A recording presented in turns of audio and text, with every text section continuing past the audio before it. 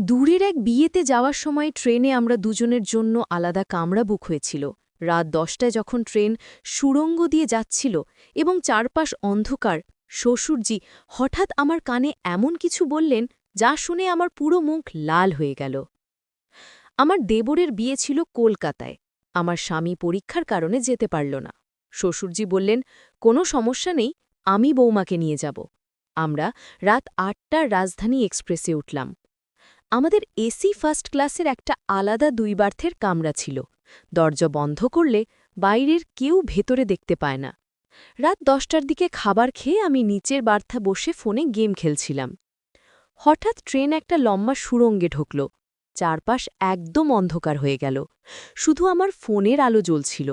শ্বশুরজি ওপরের বার্থ থেকে নেমে আমার পাশে বসলেন, বললেন, আমার ঘুম আসছে না, তোমার সাথে একটু গল্প করি। সুড়ঙ্গের অন্ধকারে তার মুখ ঠিকমতো দেখা যাচ্ছিল না, শুধু ছায়া দেখা যাচ্ছিল। তিনি কাছে সরে এলেন, বললেন, বৌমা, আমি তোমাকে একটা কথা বলবো যা আমি কাউকে বলিনি। ট্রেনের গর্জনে তার কথা প্রায় শোনা যাচ্ছিল না। তিনি আরও কাছে এসে আমার কানের কাছে মুখ নিয়ে এলেন, ফিসফিস করে বললেন, তোমাকে প্রথমবার দেখার পর থেকে আমার মনে একটা আগুন জ্বলছে যা নেভানো যাচ্ছে না। আমি সরে যেতে চেষ্টা করলাম, কিন্তু জায়গা কম। তিনি চালিয়ে গেলেন, রাতে ঘুমাতে পারি না, তোমার মুখ ভেসে ওঠে, তোমার হাসি, তোমার কথা বলার ধরন সবকিছু আমাকে পাগল করে দেয়। সুড়ঙ্গ শেষ হল, আলো জ্বলে উঠল, কিন্তু তিনি সরলেন না। চোখে চোখ রেখে বললেন, আমি জানি এই সম্পর্ক সমাজ মানবে না, কিন্তু আমি তোমাকে ছাড়া আর বাঁচতে পারছি না। চলো আমরা দুজন কলকাতা থেকে ফিরে না, নতুন শহরে নতুন পরিচয় নিয়ে শুরু করি। তিনি আমার হাত ধরলেন, বললেন, তুমি যদি রাজি হও, আমি আজই সব ব্যবস্থা করতে পারি। আমার অনেক জমানো টাকা আছে, আমরা দুজন সুখে থাকব। তুমি শুধু হ্যাঁ বলো। আমার ভেতরে একটা ঝড় বয়ে গেল। মনে মনে ভাবলাম, এমন ভালোবাসা পেলে জীবন কেমন হতো। একটা লুকানো আনন্দ অনুভব করলাম, কিন্তু জোর করে নিজেকে সামলে বললাম, বাবা, এটা ঠিক না, আমি কখনো এমন করতে পারবো না। এই গল্পটি সম্পূর্ণ শুনলে আপনাদের পানি অটোমেটিক বের হয়ে যাবে, সো যত দ্রুত সম্ভব হাতের কাছে টিস্যু নিয়ে বসে পড়ো।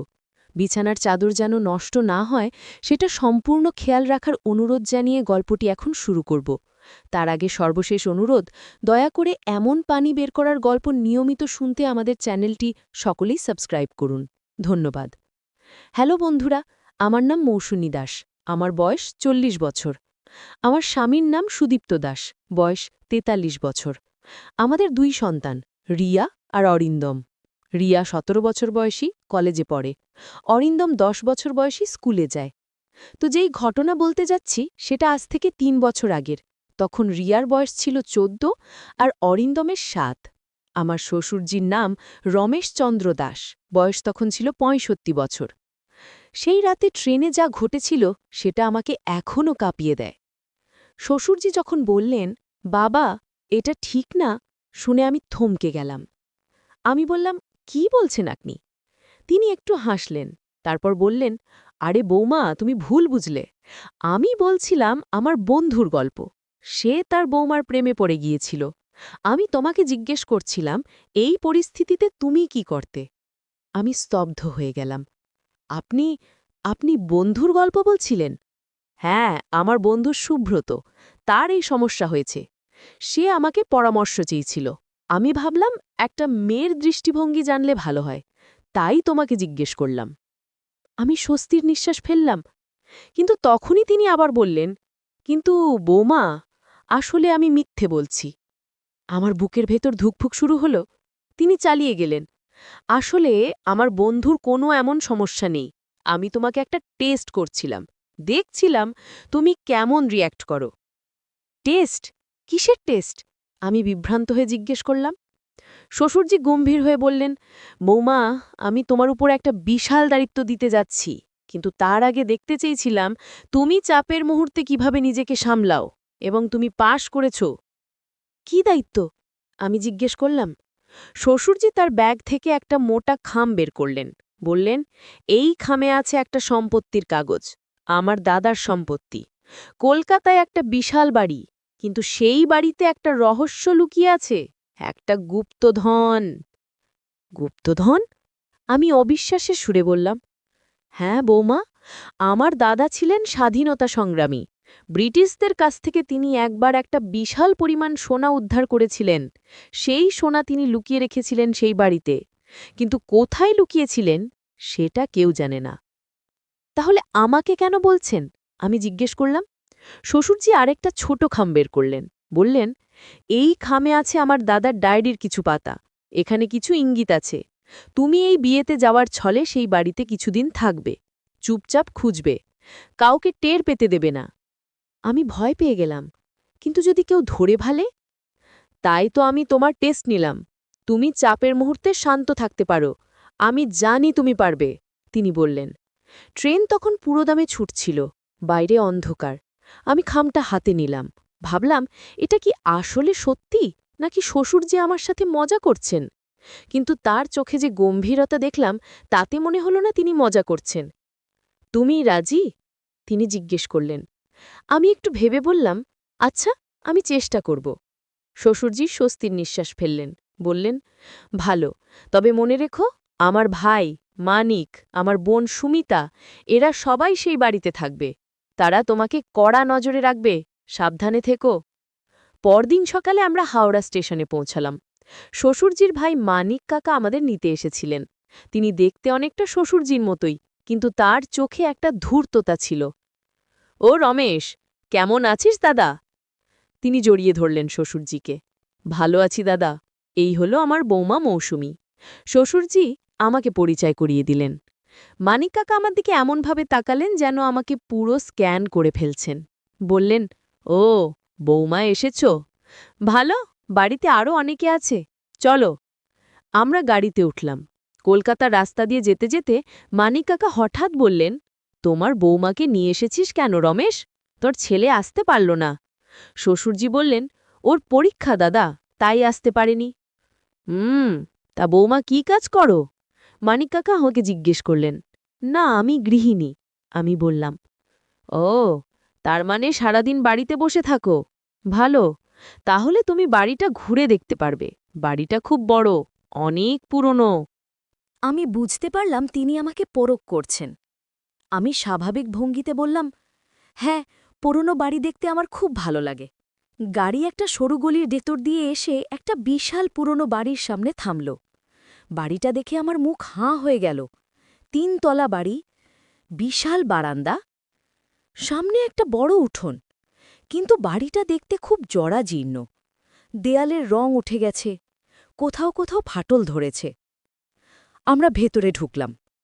ভেতরে ইতিমধ্যে অনেকে এসে গেছে। সবাই একে অপরের সাথে গল্প করছে, হাসছে। কিন্তু আমি লক্ষ্য করলাম সবার চোখে একটা অদ্ভুত ভাব, যেন সবাই কিছু একটা খুঁজছে। শ্বশুরজির বোন সুমিতা পিসি আমাকে দেখে বললেন, ও বৌমা এসেছ? ভালো, চলো তোমার ঘর দেখিয়ে দিই। তিনি আমাকে দোতলায় একটা ঘরে নিয়ে গেলেন। ঘরটা বেশ বড়, কিন্তু ভেতরে খুব কম আসবাবপত্র। একটা পুরনো খাট, একটা আলমারি, একটা টেবিল। এই ঘরটা তোমার, আর রমেশ থাকবে পাশের ঘরে, সুমিতা পিসি বললেন।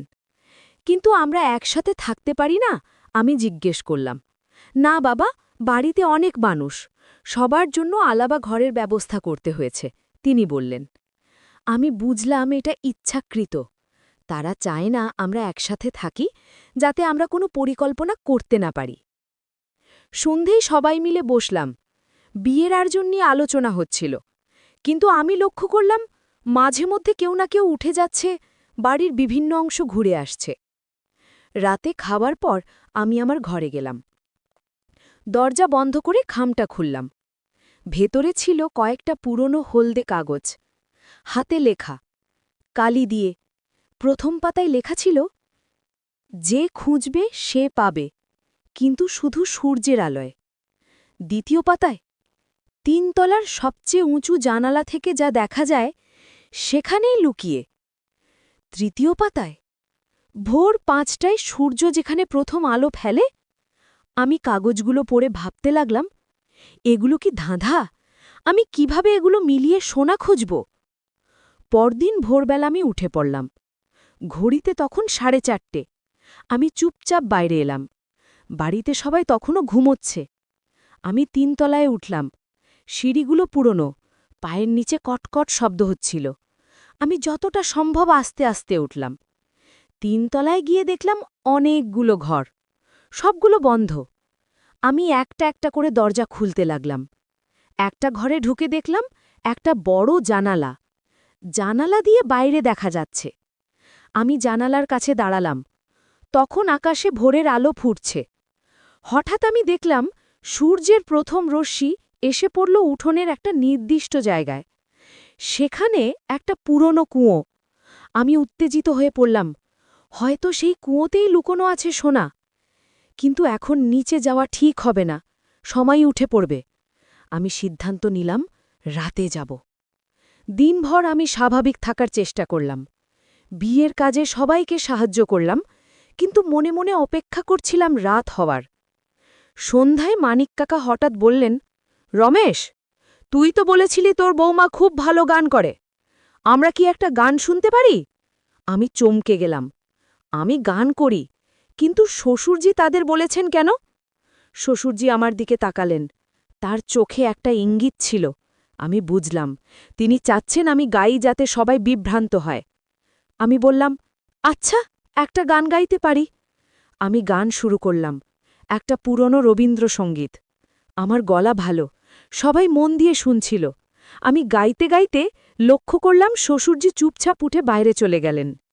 গান শেষ হলে সবাই তালি দিল। সুমিতা পিসি বললেন, বাহ বৌমা, তুমি তো খুব ভালো গাও, আরও একটা গান গাও না? আমি আরেকটা গান গাইলাম, এবার একটা আধুনিক গান। গান শেষে আমি দেখলাম শ্বশুরজি ফিরে এসেছেন। তিনি আমার দিকে চোখ টিপলেন। রাতে খাওয়ার পর সবাই যার যার ঘরে চলে গেল। আমিও আমার ঘরে গেলাম, কিন্তু ঘুমালাম না। অপেক্ষা করতে লাগলাম সবাই ঘুমিয়ে পড়ার। রাত প্রায় 12টার দিকে আমি আস্তে আস্তে বাইরে এলাম। বাড়িতে সবাই ঘুমিয়ে পড়েছে। আমি নিচে নামলাম। উঠোনে এসে কুয়োর কাছে গেলাম। চাঁদের আলোতে কুয়োটা দেখতে ভয়ঙ্কর লাগছিল। আমি কুয়োর ভেতরে উকি দিলাম। গভীর অন্ধকার। আমি ভাবলাম, এখন কি করব? কুয়োতে নামব? হঠাৎ পেছন থেকে একটা হাত এসে আমার কাঁধে পড়ল। আমি চিৎকার করতে যাচ্ছিলাম, কিন্তু অন্য হাত এসে আমার মুখ চেপে ধরল। আমি ঘুরে দেখলাম শ্বশুরজি দাঁড়িয়ে আছেন। তিনি আঙুল দিয়ে ইশারা করলেন চুপ থাকতে। তারপর ফিসফিস করে বললেন, এভাবে নামলে ধরা পড়ে যাবে, চলো। তিনি আমাকে নিয়ে গেলেন বাড়ির পিছন দিকে। সেখানে একটা ছোট্ট কুঠুরি। ভেতরে ঢুকে তিনি দরজা বন্ধ করে দিলেন। বৌমা, তুমি ঠিক পথে এগোচ্ছ, কুয়োটাই হলো জায়গা। কিন্তু এখন নামা যাবে না, কারণ মানিক দাদা আর সুমিতা দিদি সারারাত পাহারা দিচ্ছে। তারা জানে আমরা কিছু একটা করব। আমি জিজ্ঞেস করলাম, তাহলে কখন যাব? শ্বশুরজি বললেন, কাল বিয়ের দিন, সবাই বিয়ের কাজে ব্যস্ত থাকবে, সেই সময় তুমি কুয়োতে নামবে। আমি সবাইকে ব্যস্ত রাখব। আমি বললাম, কিন্তু কুয়োতে কিভাবে নামব? দড়ি তো নেই। শ্বশুরজি একটা ব্যাগ দেখালেন। বললেন, আমি আজ গান